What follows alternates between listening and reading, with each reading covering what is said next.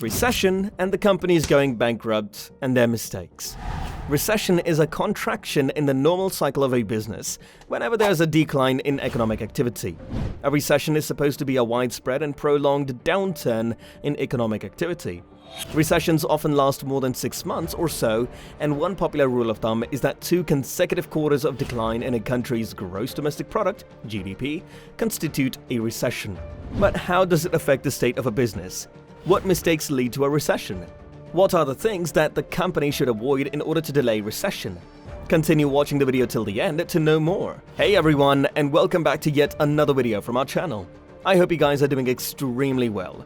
In this video, we will be talking about recession and how it affects the companies and leads to bankruptcy. We will be covering every aspect of recession, from its causes to its effects. So if you are new to this channel, then do make sure to hit the subscribe button.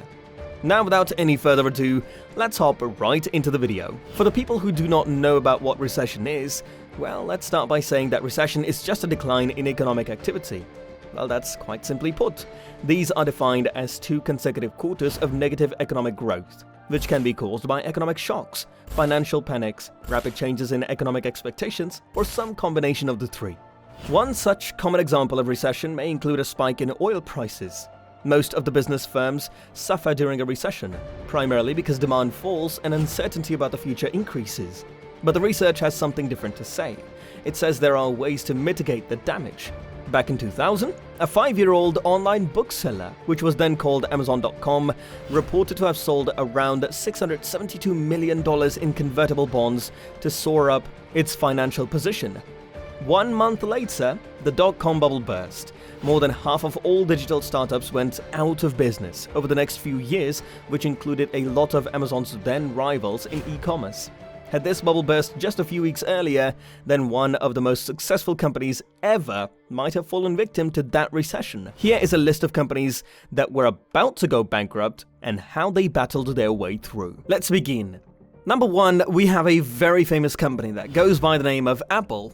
In today's time, it is almost inconceivable to even imagine a world without Apple. But Steve Jobs' computing giant was on life support when he returned to the company in June 1997 after 12 years away. This fiscal year, which ended 3 months later, the company had lost almost over $1 billion on an expansive line of products that included flops, that includes the Newton message pad, a handheld device, which is quite similar to a Palm Pilot. To add on to this situation, the company was around 90 days from being insolvent, according to Walter Isaacson's biography of Jobs. The company's recovery began when Microsoft made an investment of around $150 million to the company, which then came as a part of a broad peace pact that helped Microsoft defend itself from antitrust allegations by keeping its biggest rival afloat. Then again, Jobs went to work by trimming Apple's product offering so that it could focus on selling a small number of transformative devices. He then laid off around 3,000 employees and then seized about 70% of Apple's products, obviously including the Newton message pad. As Jobs told Isaacson,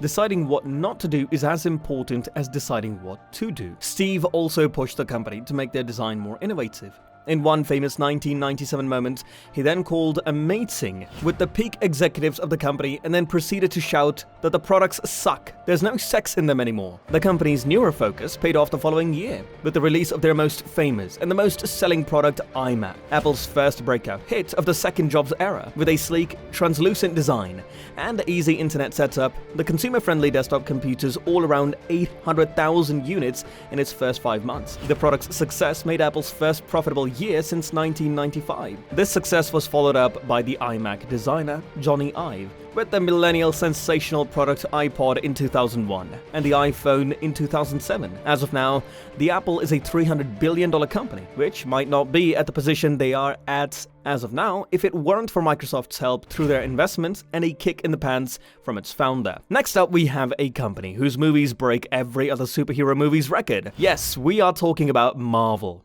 which emerged from its mid-90s bankruptcy stronger than ever. The company caved in. Back in 1996, after the speculative collectors, cricket, Created in its core comic book business and the trading card business, which it had expanded into the acquisitions of Fleer and Skybox. Marvel then pushed themselves out of bankruptcy later in July 1997, after a few months of legal battles, and quickly found stable footing with the Marvel Studios, a production studio it had created shortly before entering bankruptcy. Earlier, Marvel movies were held up and sold to other major studios.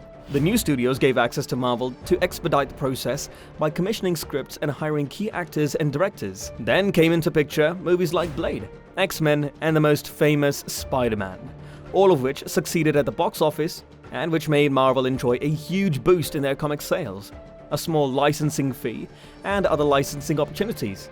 But then came other studios, like Sony Pictures, which took the lion's share of the box office revenue. As former Marvel Studios CEOs, Avi Arad explained to the Slate, "We were giving away the best part of our business. The first two Spider-Man movies made $3 billion around the world, out of which Marvel took in just $62 million.